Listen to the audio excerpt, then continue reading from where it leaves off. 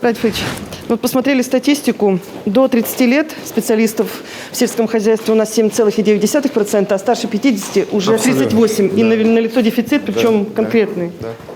Ну вот мы как раз сегодня и проводим сельский час здесь, в университете. У нас основной вопрос – это обеспеченность кадрами на агропромышленном комплексе. Это довольно сложная ситуация, мы испытываем потребности. Во-первых, не хватает. Университет не может в достаточном количестве, у них нет возможности. Плюс то, кого они выпускают, они все не доходят соответственно, до села. И потому что зарплаты в других местах выше, чем мы можем предложить? Их перекупают везде. И тут готовят очень классных специалистов, поэтому они везде себе найдут трудоустройство. Вот наша задача чем-то их привлечь. Хотя университет хороший. Безусловно. Здравствуйте. Здравствуйте. Садитесь, пожалуйста. Добрый день, уважаемые коллеги. Мы сегодня решили провести наш сельский час в Башкирском аграрном университете. Мы наш аграрный университет очень любим, это наша гордость, и это один из наших главных партнеров агропромышленного комплекса. И почему мы сегодня решили здесь провести, и какая главная тематика, это, конечно, подготовка специалистов или кадровое обеспечение агропромышленного комплекса. И это большая проблема, о которой нам всем, наверное, вместе надо подумать. Поэтому предлагаю перейти к обсуждению повестки. И вновь подчеркиваю, что главное это сегодня – это подготовка кадров. Пожалуйста, Ильшат Ильдосович. Уважаемый Рафаэльевич, уважаемые коллеги, в целом сельское хозяйство достаточно консервативная отрасль. Мы провели анализ. Официально на сегодня дефицит работников АПК где-то 3500 человек. Ну, эти 3500 человек мы закрываем за счет студентов сезонной полевой работы, за счет привлеченных людей. Значит, у нас трудоустраиваются выпускники от 30 до 50 выпускников.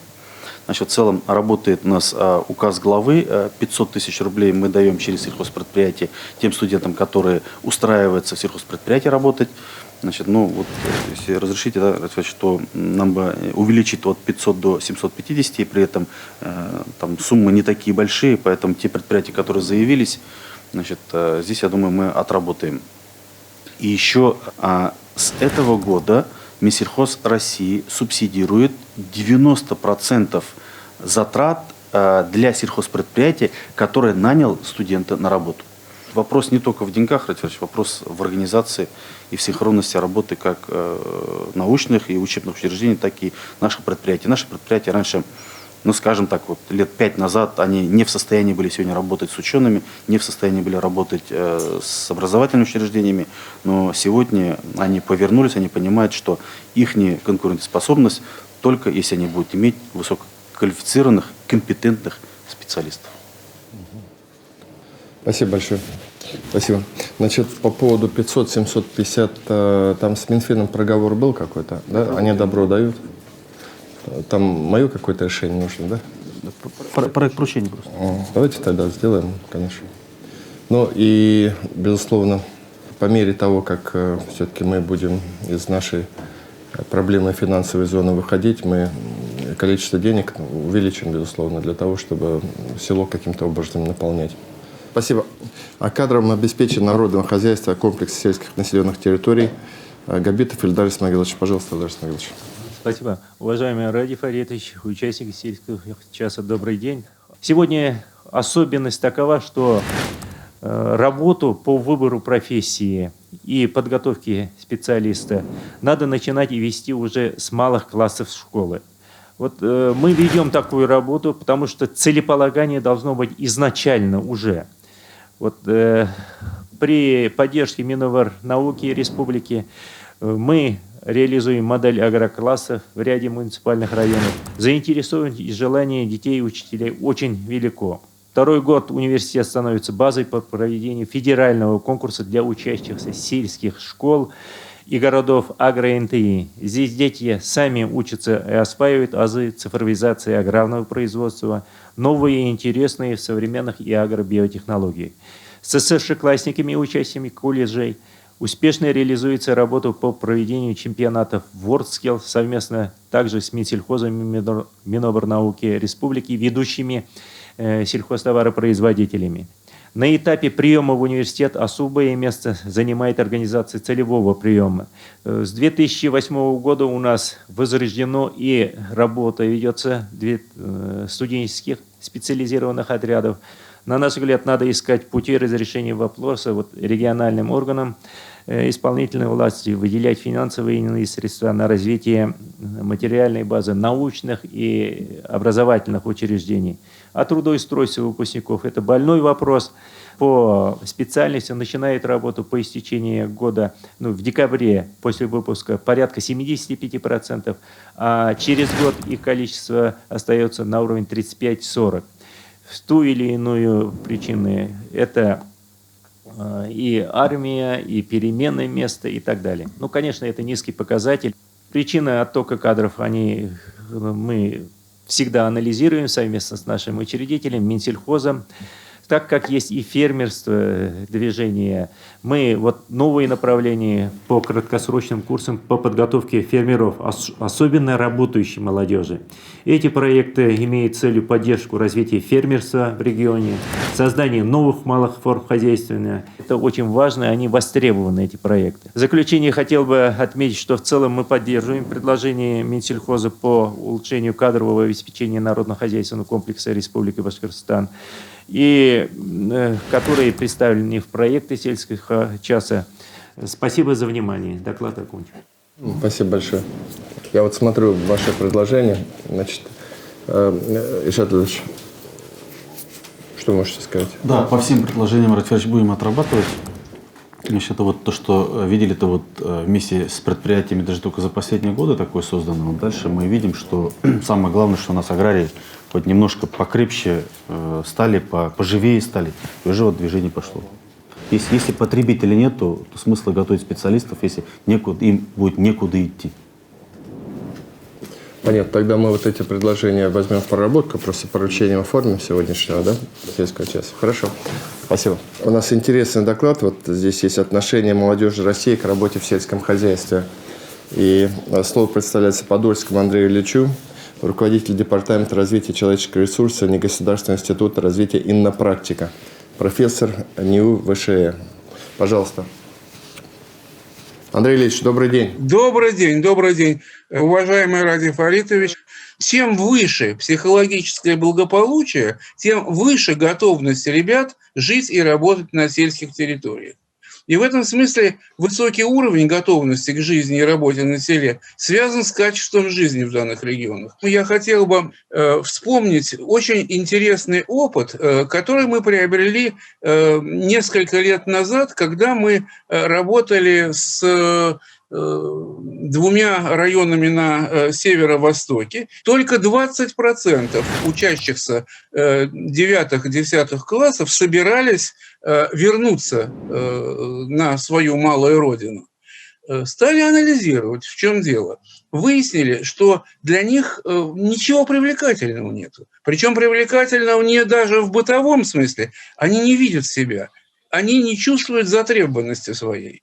И тогда мы начали очень тесно работать и с руководством района. В те годы Кегинский район возглавлял Шамиль Радилович Мухамединов.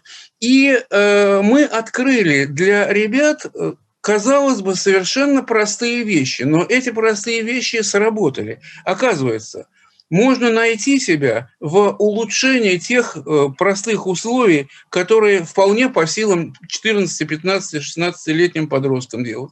И совсем недавно у меня состоялся разговор с Шамилем Радиловичем. Это же очень важно для молодых людей в этом возрасте. Найти себя, увидеть, что ты нужен, что ты важен. А когда тебя еще по телевизору показали, а когда на тебя и соседние ребята, и взрослые с уважением смотрят, и какой ты молодец, а? Как здорово.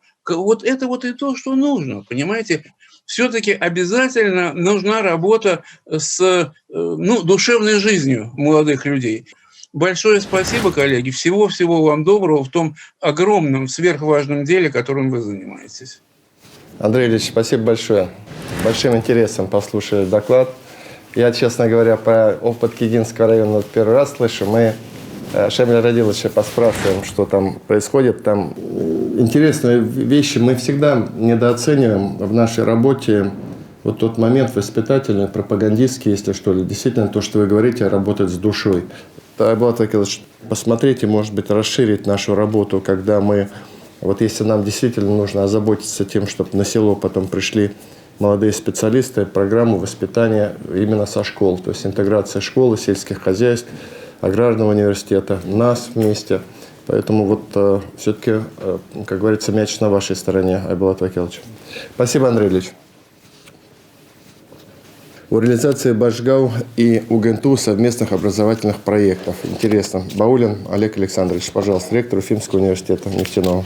Уважаемый Радий Фаридович, уважаемые участники сельского часа, я позволю себе кратко проинформировать о том, чем мы стали заниматься буквально за последний год. И вот сегодня уже было сказано про НОЦ. Действительно, наверное, такое устойчивое осознание того, что нужно двигаться в сторону определенной такой образовательной кооперации, возникло у нас, когда мы плотно готовили заявку к Евразийскому НОЦ. И мы видим, что у нас с аграрным университетом достаточно много смежных тематик, и мы начали их отрабатывать. За последние полгода-год уже запустили ряд образовательных проектов, причем это не просто там что-то мы планы какие-то согласовали, еще что-то. Это то, что уже работает и за что уже переводятся условно деньги.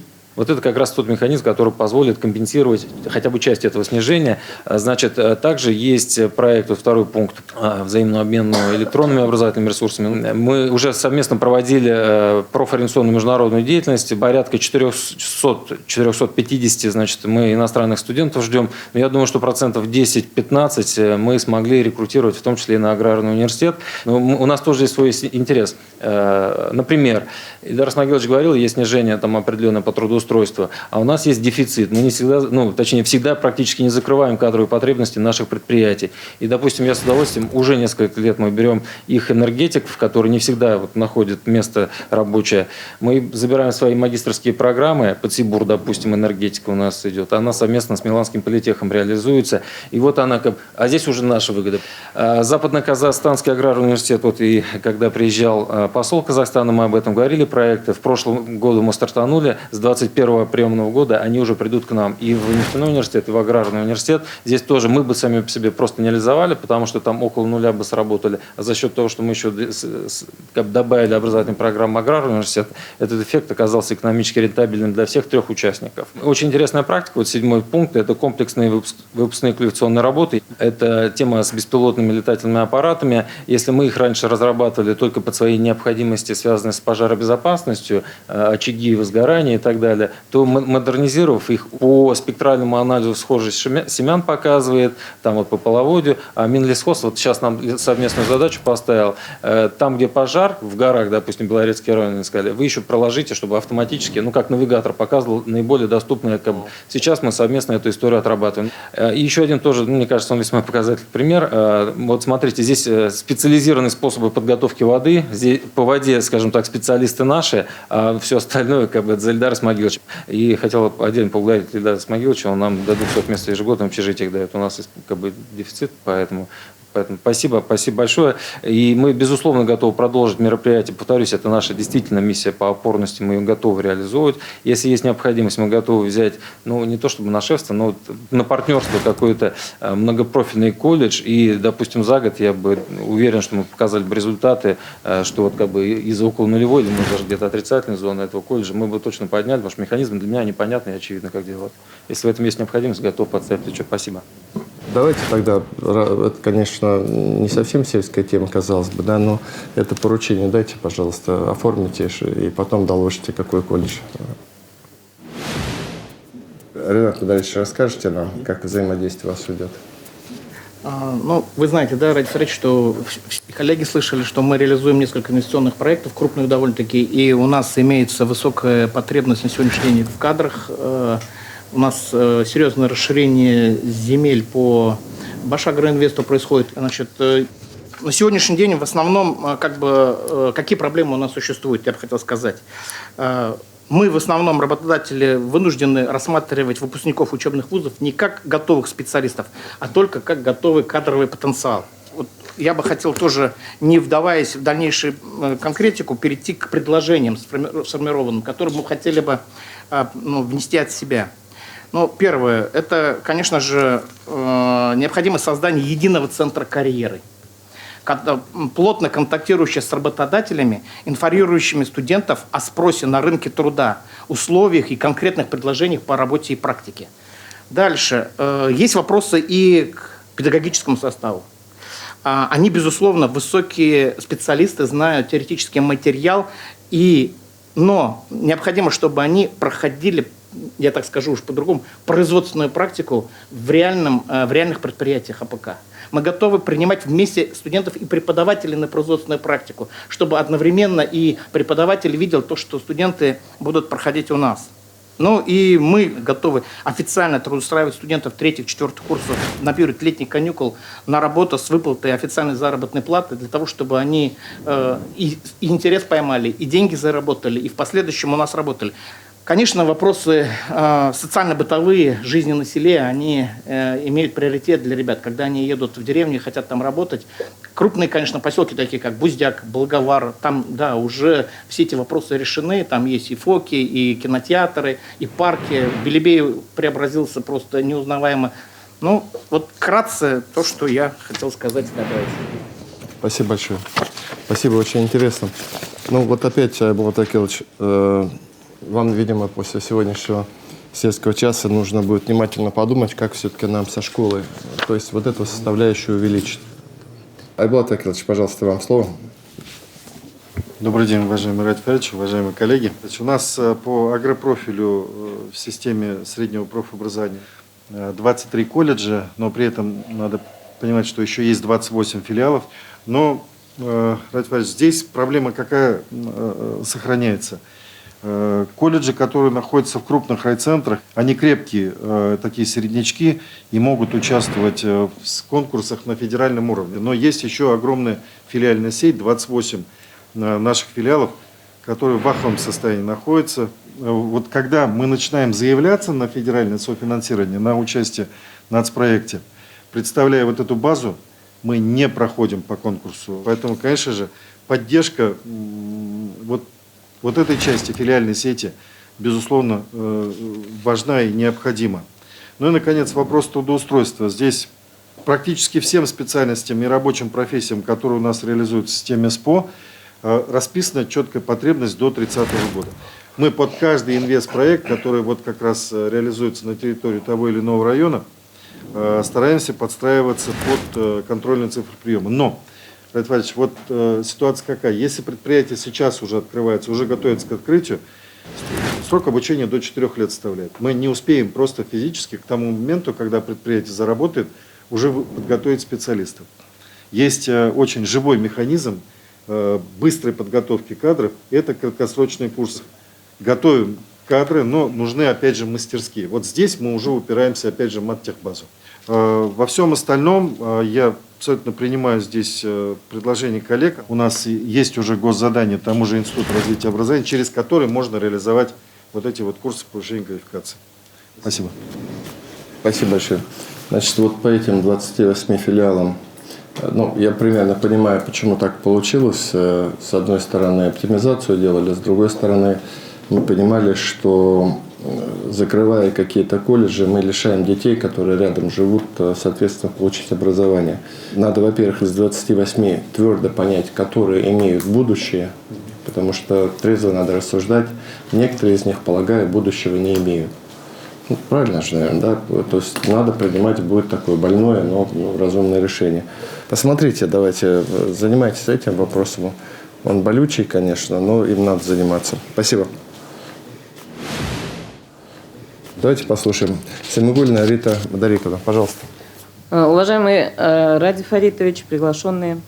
Милювский многопрофильный колледж осуществляет подготовку специалистов 1961 года. И вот в целях оптимизации 2000 как раз профессиональных образовательных учреждений в 2015 году к нему были присоединены 2 филиала. Конечно, у нас, Ради Фаритович, есть какие-то проблемы. Например, в 2018 году мы начинали работать, цифра стояла на минус 8 миллионов рублей, это за счет филиалов. Но по итогам 2020 года мы заработали 18 миллионов и вышли в плюс за 3 года. Мы земли размежевали, мы уменьшили кадастровую стоимость, мы работали над системой налогообложения, поработали. Дальше администрация Милюзского района нам помогла в приобретении минеральных удобрений и обучении. Мы стали работать с Москвой, мы смогли вырваться вперед. И сегодня внебюджетная деятельность составила 18 миллионов, и у нас филиалы ушли на 0, сейчас вышли. Но проблемами, вопросами нам остаются. Это приобретение дорогостоящей сельскохозяйственной техники, комплектующих к ним, несовершенная налоговая система, отсутствие системы субсидирования. У нас есть земли, но из-за того, что нет системы субсидирования, нам тяжело. Колледж – активный участник чемпионата WorldSkills. На базе колледжа имеется 3 региональных площадки WorldSkills, в том числе и сельскохозяйственной направленности. Радий Фаритович, я себе не прощу, если я не скажу, пользуясь этой встречей. Вчера мы с детьми ехали после встречи с вами. Хотела бы сказать, настолько дети были вдохновлены вашей встречей, насколько они получили этот заряд энергии, они готовы к новым победам. Да, Спасибо большое, доклад окончен. Да, Рита Мандаревна, спасибо большое. Айбулат Вакилович, если бы у нас такие энергичные руководители колледжей всех были, у нас бы движение активнее шло. Хорошо. У нас еще Давлетова Велена Дамировна, пожалуйста, доп. Образование. Сельскохозяйственный, потребительский, бытовой кооператив «Экопрод», Чешмецкий район. Добрый день, уважаемые участники сельского часа. На сегодняшний день предприятие «Экопрод» является одним из динамично развивающихся сегментов СМП среди кооперативов. Специалисты нашего кооператива постоянно обучаются в нескольких направлениях. Это и маркетинг, и логистика, и продвижение, и мясная переработка в сфере, которой мы занимаемся. Основные, так скажем, моменты, которые из всех обучений я для себя вынесла, это обмен опытом. Потому что на обучающиеся мероприятия приходят такие же предприниматели, как мы. Многие коллеги говорили о том, что сейчас идет модернизация и количество людей в сельском хозяйстве реально снижается, да?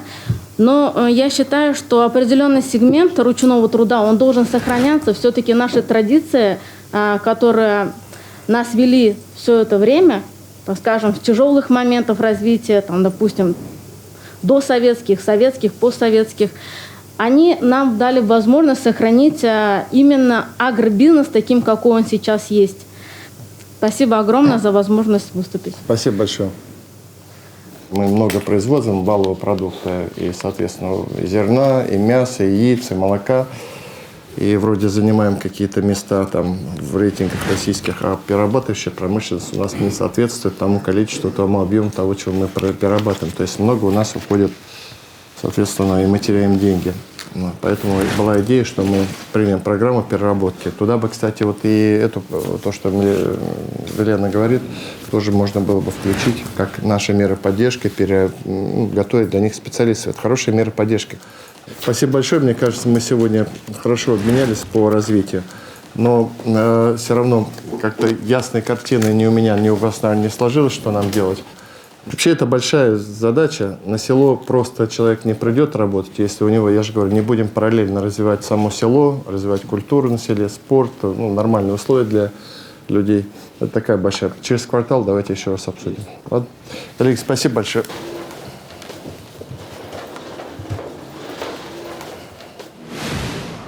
Радий Фаритович, университет понравился?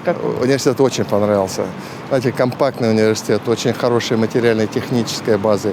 Здесь же все-таки выпускают людей, которые в том числе и руками работают, инженеров, технологов, ветеринаров. Мы с вами посмотрели, своя ветстанция у них здесь есть. Вообще он флагман вообще в Российской Федерации считается, но нам на ближайшие 5 лет, со слов ректора, у него спокойно, уверенное будущее. А вот стратегия надо вместе подумать. Но сегодня тема была подготовки как раз кадров для агропромышленного комплекса. Здесь у нас с каждым годом сокращается количество людей, работающих в сельском хозяйстве. Это и объективная тенденция, потому что в целом и технологии становятся такими, что меньше человеческого труда, и, соответственно, все более модернизировано. Ну и в целом, все-таки село у нас немножко сокращается. Вот будем думать, что с этим делать. Ну вот вы на сельском часе поднимали достаточно мощные, серьезные проблемы, дали поручения.